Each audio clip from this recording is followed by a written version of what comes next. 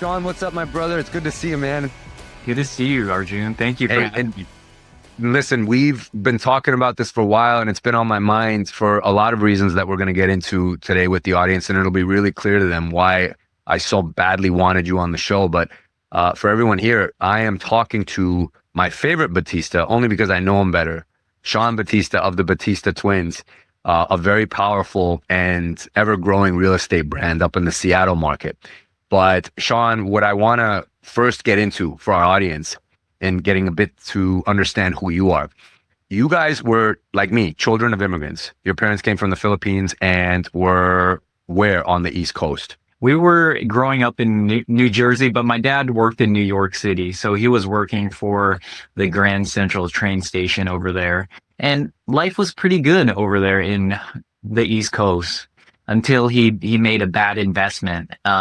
He opened up a restaurant a sushi restaurant, and thought he was going to kill it with one of his friends. From there, it was a mistake, and they just went down and went bankrupt, and we had to leave. We had to leave New Jersey because my mom's side of the family lived in Seattle. She has 7 sisters, and she's like, no, I want to take the kids to Washington. I want to raise them there now. So at 10, we got up and left. We cried because all of my dad's family was in New Jersey. He has 4 sisters, 5 brothers. They're of 9. So all my cousins, we were crying so much. We were like, man, I don't want to leave. We didn't know. We were just small.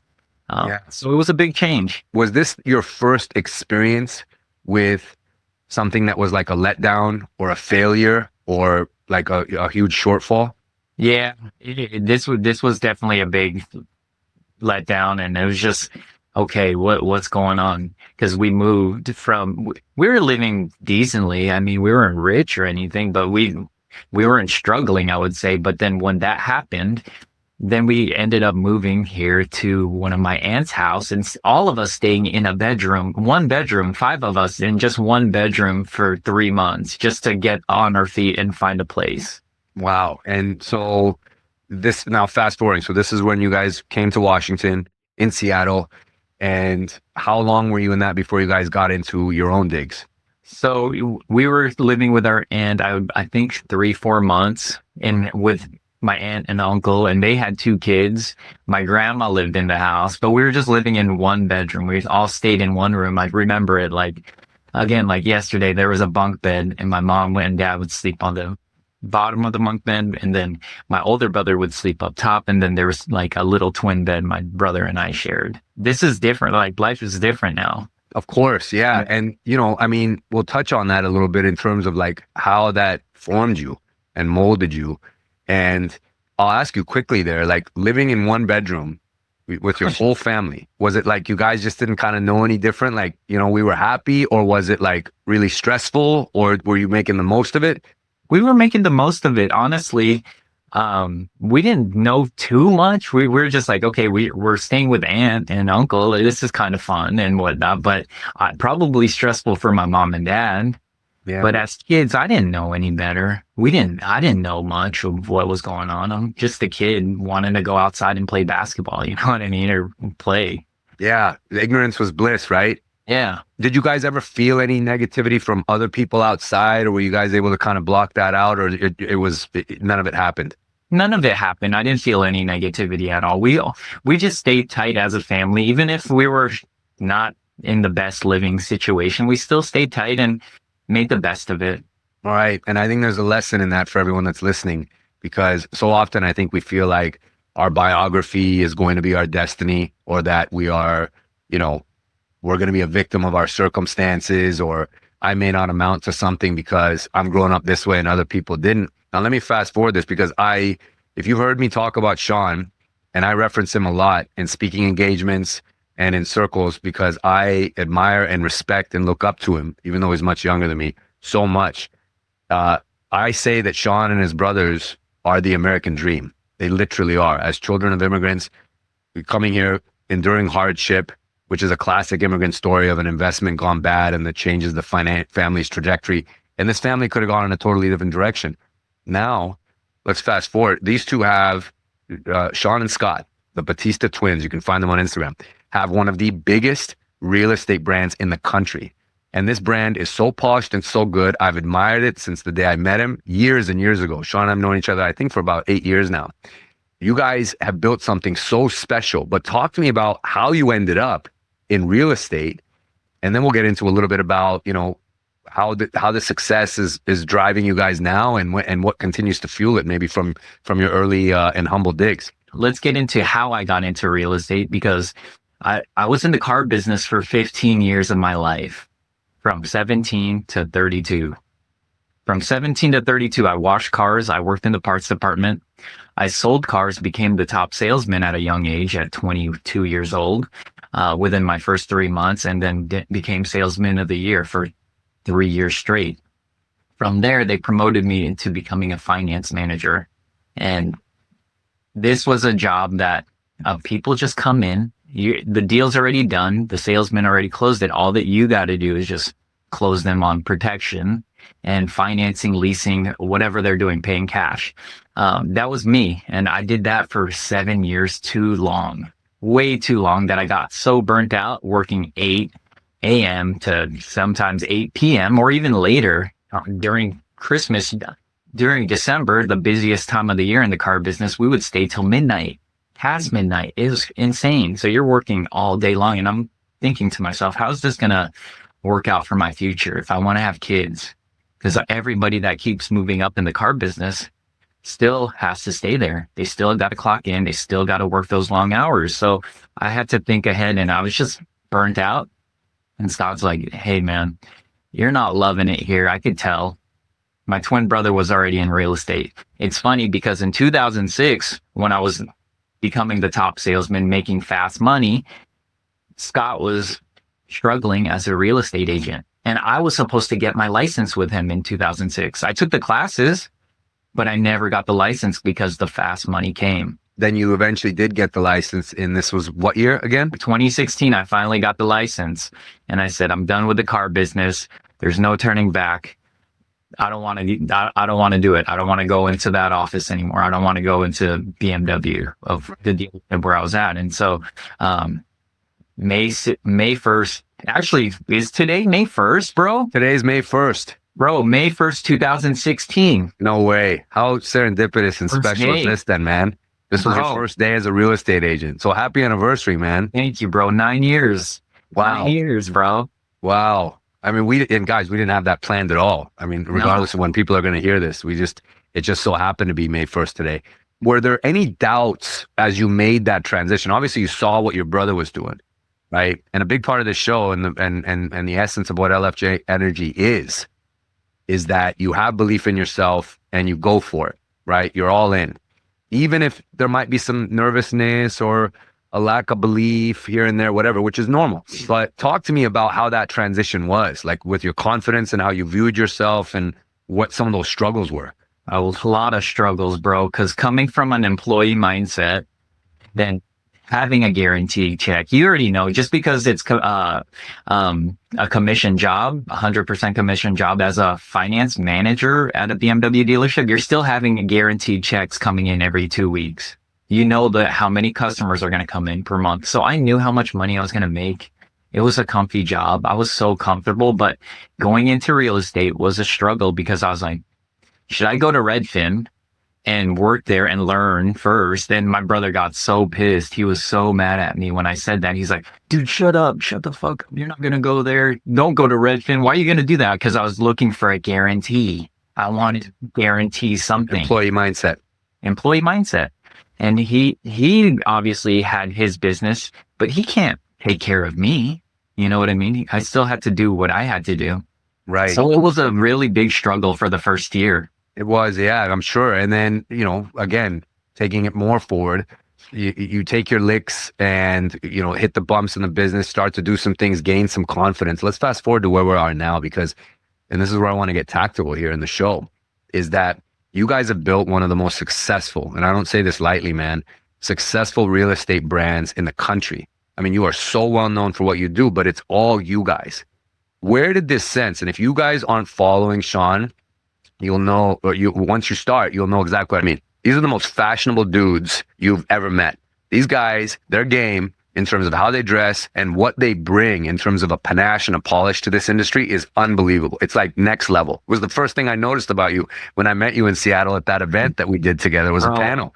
This guy had a custom suit. It was bright red. It was beautiful. I was like, whoa. And he's like, I do everything custom, man. You know, I walk the walk. And I was like, okay, there's some polish here. Talk to me about where that came in your love of fashion and cars and things. Was it something that you guys just dreamed about as kids and now you have it? Or did this happen somewhere else? You know, the love for fashion was from being a kid, from being around my dad. He was always GQ. He was the original. He always dressed up. He grew up in the 70s in New York. Oh, yeah. So we would look at, he was a G. He's going disco with my mom. They're going out, dressing up every night. Like, I saw that. Like, we saw that, and we saw it in photos. And he would also leave GQ magazines for us to just take a look. But it happened naturally just by seeing my dad. Okay, so that's been a big part of the brand. It's what you guys are known for, and you continue to do it. How has having a personal brand and taking such ownership of it and running with it, right? And being so authentically yourselves, which is what you guys are. How has that either made or broken you in business? Obviously, you know, the answer is obvious here. But, you know, in looking back in your advice or guidance to other people that are listening to this, regardless of what industry they're in, how important has that been to you? Oh, man, just being that person now. It's been so important. And we started from the moment I got into real estate and started doing this, I started branding that way because we would just go in front of homes. I know this was in 2016. This was way back before anybody was even creating content.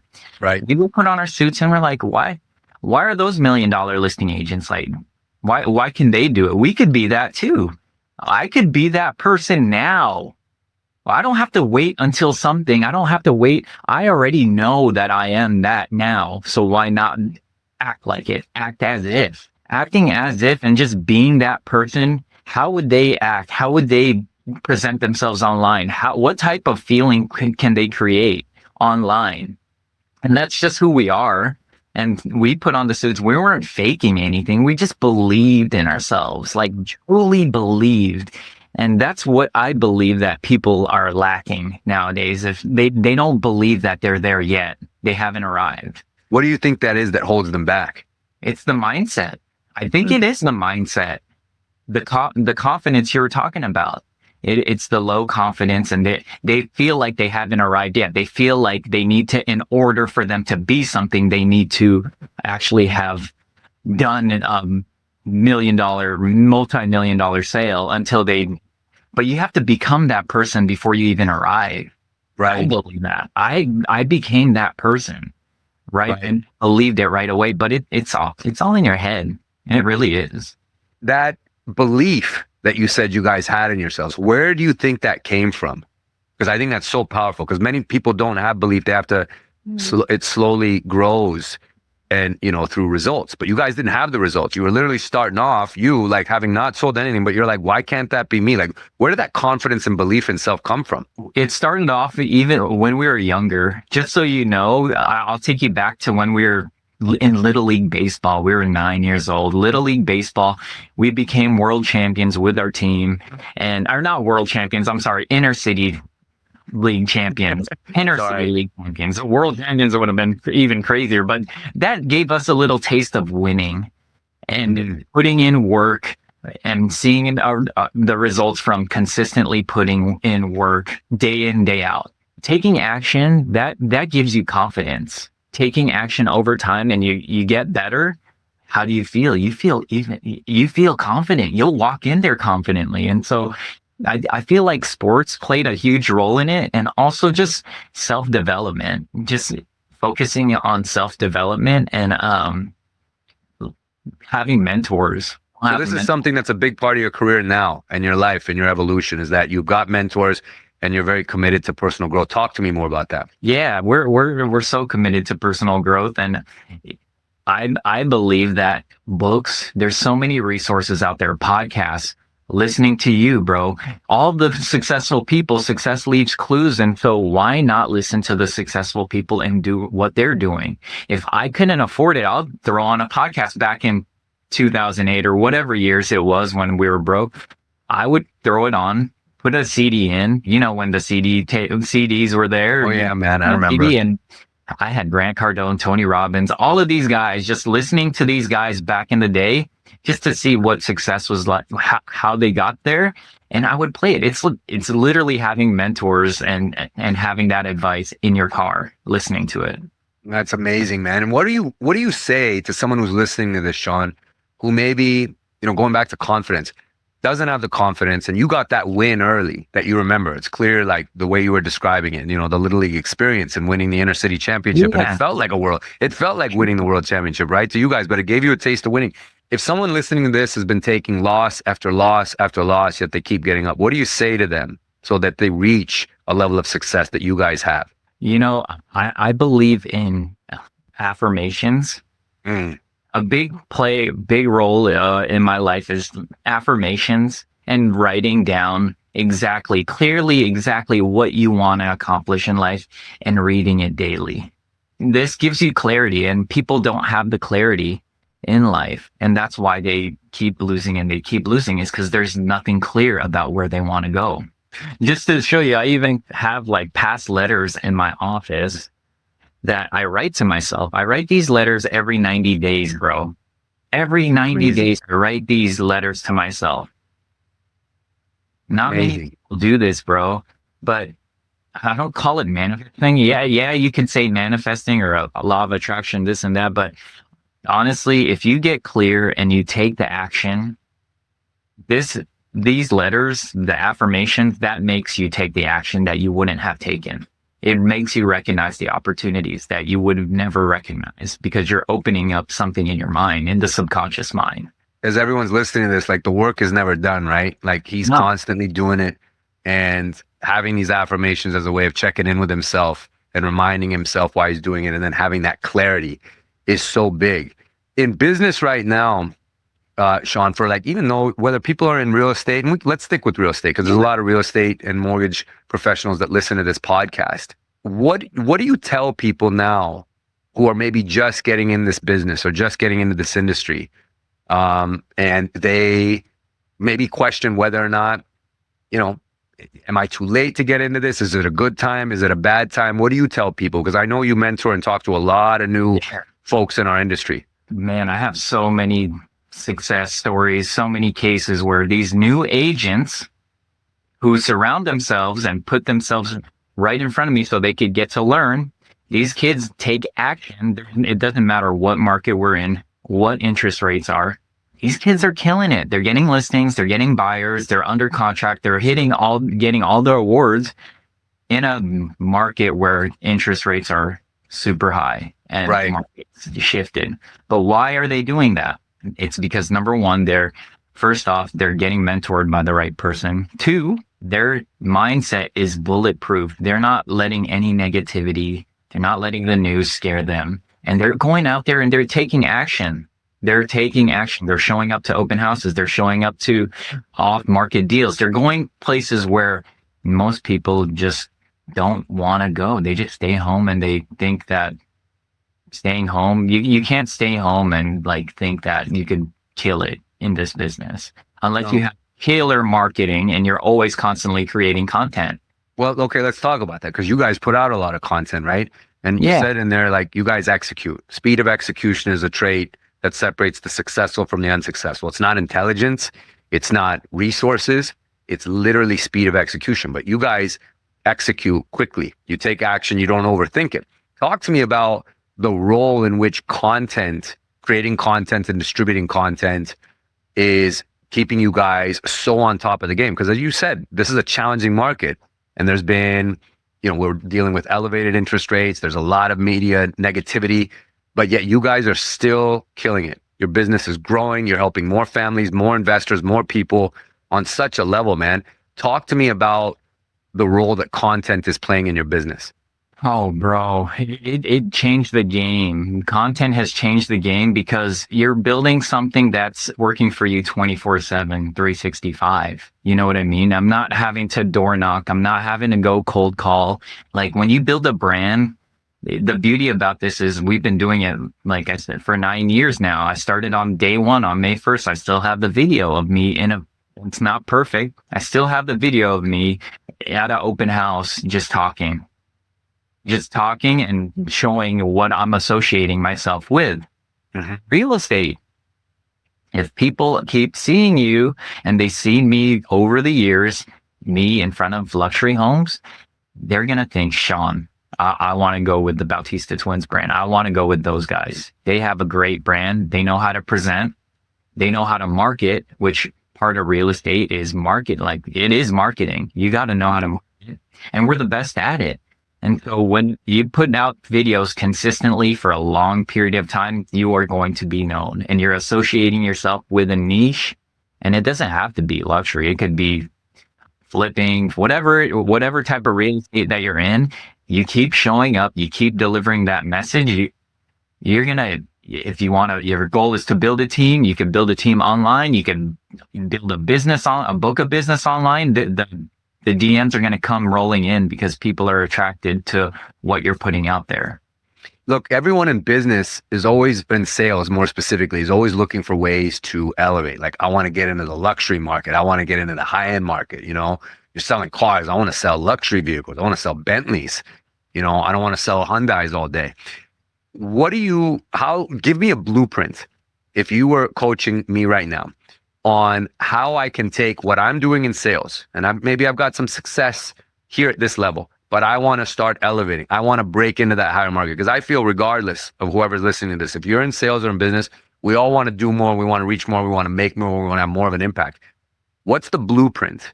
What's the steps that you would take tactically to guide me in going from where I'm at now to breaking into that higher end market? Like I said in the beginning, number one, you got to believe in yourself. Ultra believe in yourself, not just believe. You got to really believe that you already arrived. Number two, you have to put yourself in that right environment. So when I did it, I put myself in an environment in the most expensive zip code that I can be in. And how did I get there? I went to somewhere that I can relate to the people that I was putting myself in, to the gym. Let's call it the gym. I put myself in a CrossFit gym at the most expensive zip code, and I ran into the people with money. And I just saw them every single day. We all had something in common: fitness, a goal to be healthy, and just to working out. It's a partner workout it's a group workout, I should say, and you're meeting people that have money. Put yourself in places that people have money. So being in the right environments. Yeah. Right. And for sure. So get around those people. Put yourself in the right environments. Obviously having the belief. And then what, from a content standpoint or a marketing standpoint, talk to me, tell me, like, what do I need to be doing, Coach Sean? For sure. Yeah. So here's what I like I said, those people, I didn't even tell those people at the gym what I did. I just was Sean. I just showed up to the gym with their friend. Now, I did there though, was everybody's on social media. Everybody. There's how many 4 billion plus people on social media now? Yeah. Same thing back then. People were on social media. I said, hey, let's connect.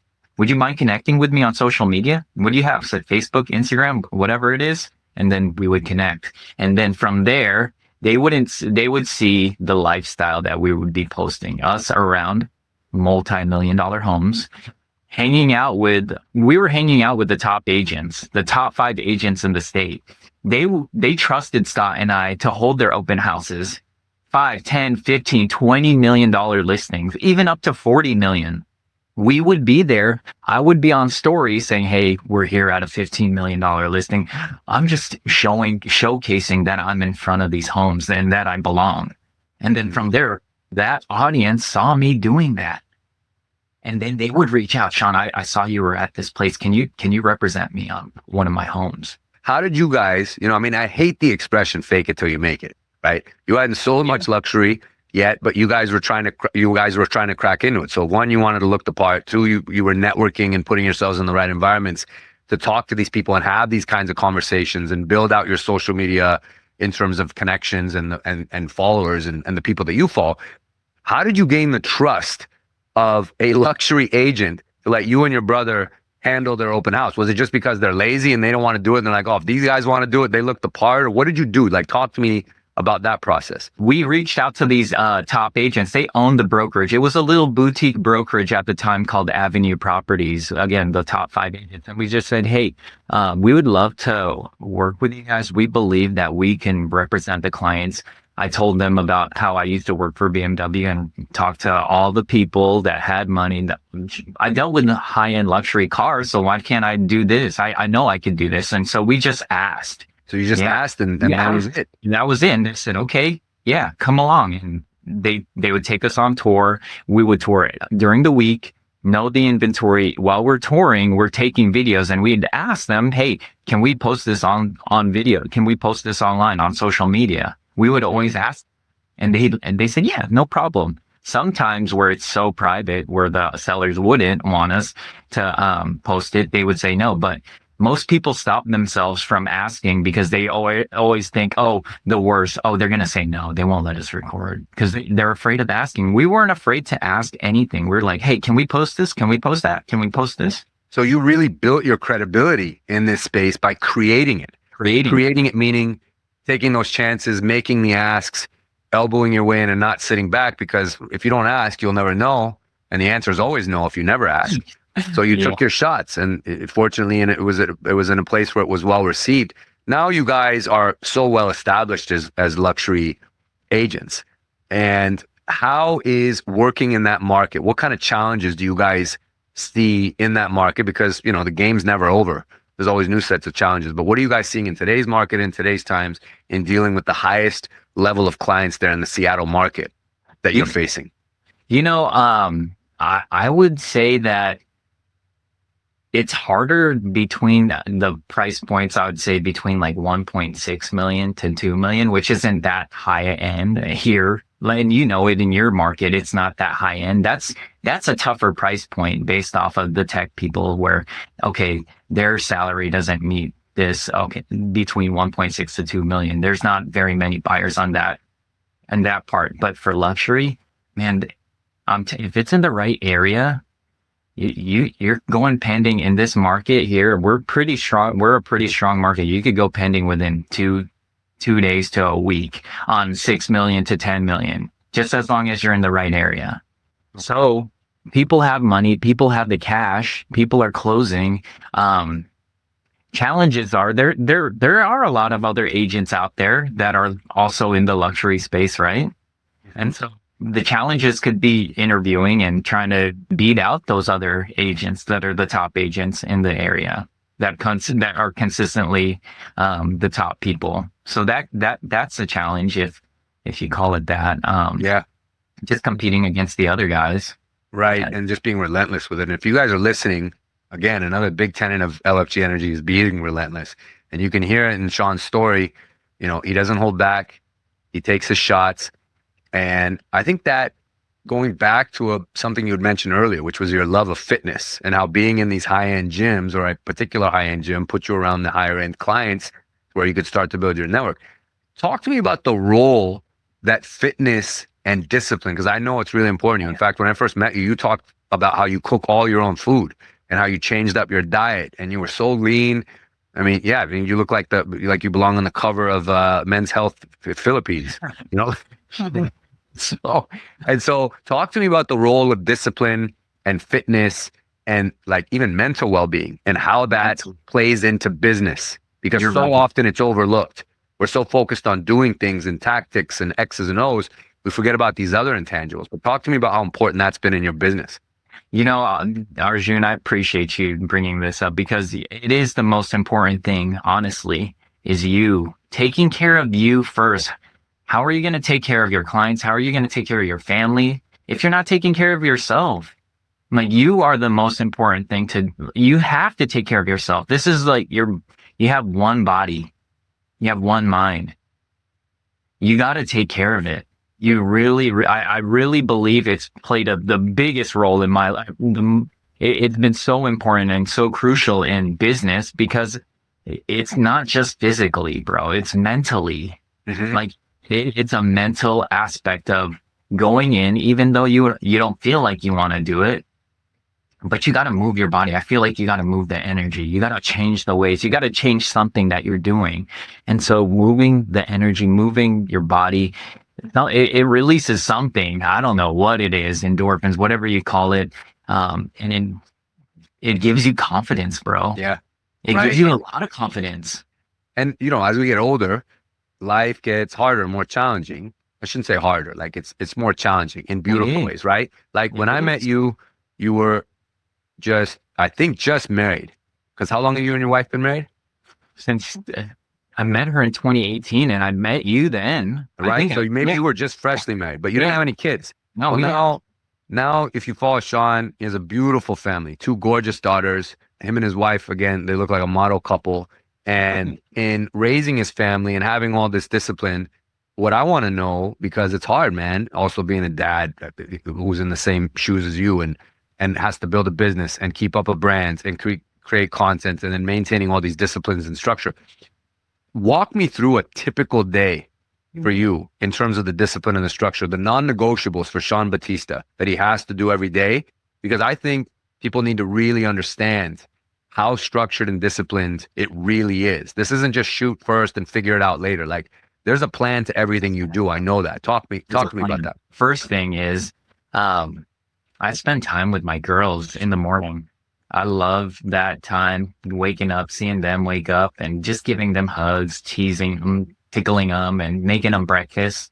That's the morning. That's the morning, spending time with my girls. From there, after I cook them breakfast, I get my girls ready. I get Zoe ready because she goes to school. She goes to school. So I get her ready to take her to school.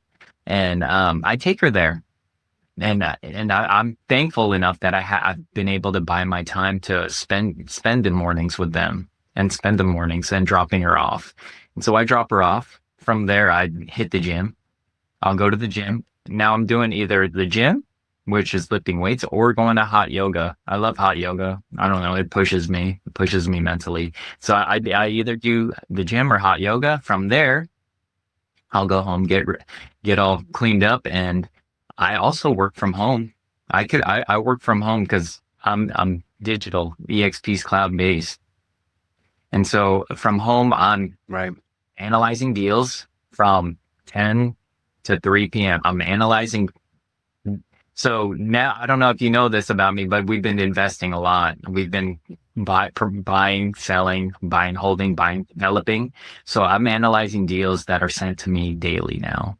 I have my whole team. I run a team of 400 agents at EXP. But the ones here in Washington are sending me deals that I want to analyze, that I'd say, okay, I'm going to do this or I'm not going to do this. Here, let's list it or let me buy it. And how do your days end, Sean? Like, how do you wrap up a day? Like, what does the end of a day look like? Because sometimes, it's a late one. Other times it ends early. The day ends with chaos, man. It ends with getting there's a routine.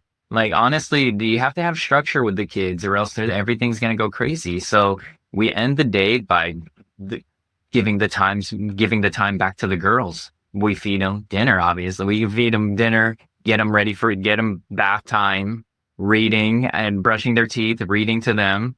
And then, you know how it's tough to get kids to go to sleep. It's a battle every single day. So it's chaos. But that's how I end the day is I put them to bed. And then from there, have my time to end the day. I listen to affirmations to end the day, bro. That's how I end my day. Is there something, on this, just for everyone listening, is there something recently that you added to, whether it's mantras or routine or structure, to your day at any point in the day that you felt caused a big shift, like it took you to another level in your business and in life? Recently,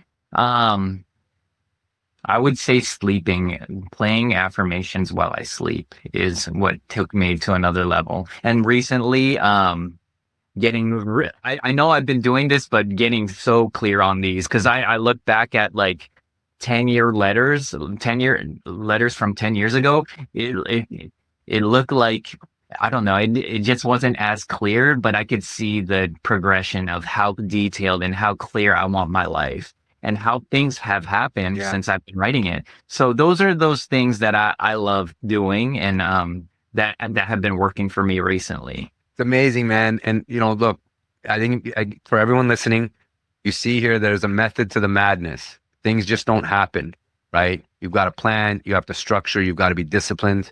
And then aside from all of that and having that foundation, you've got to have belief in yourself and in everything you do, and take your shots and not be afraid of the rejection. While everyone may not have the same background or upbringing that Sean has, because I believe, and if you're hearing this and you've listened, you know that all of those things were formative steps. It was part of his amazing story, from being a kid in New Jersey at 10 years old and witnessing the devastation of the family business going under, and how hard that must have been on his parents, and really dealing with that disappointment. Because when we see our parents hurting, especially at a young age, right, it's so painful, because they're the Superman and the Superwoman's in our life, right? Like, they're supposed to be untouchable, like always, everything's supposed to be good, and it wasn't. And then you guys leave and you have that painful goodbye with so much family, and you come and you're staying all in one room. And I remember the story because my eyes welled up when you told this story at a dinner that you and I were both leading. It was a VIP dinner in Arizona. And you talked about the fact that you guys would sometimes trade off who got to sleep on the couch. But you didn't know any better. And we just stayed happy and we stuck together. And my eyes welled up and I said, this guy is the American dream. Him and his brother are without a doubt the American dream. For anyone that ever says, oh, I don't know if I can make it, or, like, there really are no excuses. When you listen to what this family's done, what these brothers have done, the respect they've put on their father's last name that they carry, I I could run through a wall when I talk to this guy with everything that he's done and the life that he's created, and his beautiful family and the impact he's continuing to have, and he's giving back. So Sean, I commend you, brother. Again, I tell you, I look up to you so much, both you and your brother, man. And it's been a gift and a privilege to be your friend, and also to have you on this show. And we definitely want to bring you back, man, and keep talking about your successes and have you continue to guide and mentor our people from afar through the podcast. But I just want to tell you, thank you, brother, for your time and for your contribution to the marketplace, to the industry. Keep doing your thing, man, because you inspire so many of us. Thank you, Arjun. Thank you so much, brother. And man, this relationship started from social media too. It did. Just from social media. You gotta love it. And I look up to you and your brother as well, bro. You guys are doing major things, and you are the most consistent that I've ever seen. Like, anytime, any place, I always think of Arjun, because you're consistent, like, definition of it. Thanks, brother. You guys. That means a lot. That's high praise from you, man. And we're going to wrap here on the show with that. So, Sean, I appreciate you, brother. I always ask this question at the very end in closing. And there's no right or wrong answer to it. It's entirely your feeling. But what does LFG Energy mean to you? How would you describe it? LFG Energy, let's fucking go. So to me, I believe it's showing up every single day in, day out, no matter how you feel, no matter if you feel like you want to quit. It's never giving up in life, and just going all in, knowing that, just say today will be, if today's your last day, like, what would you do if today was your last day? That's what LFG is. LFG Energy is like, don't wait for tomorrow. It's now. That's what LFG Energy is. Let's go. Well, thanks again, Sean. God bless you, brother. And I'll be looking forward to seeing you soon in person. Definitely. Let's link.